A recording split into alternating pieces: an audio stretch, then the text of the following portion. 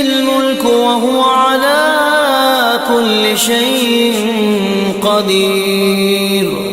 الذي خلق الموت والحياة ليبلوكم أيكم أحسن عملا وهو العزيز الغفور.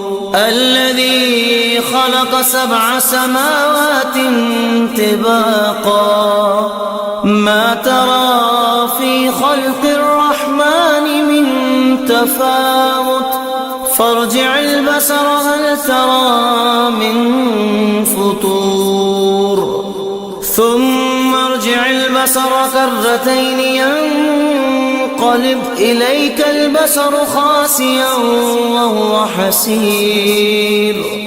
ولقد زينا السماء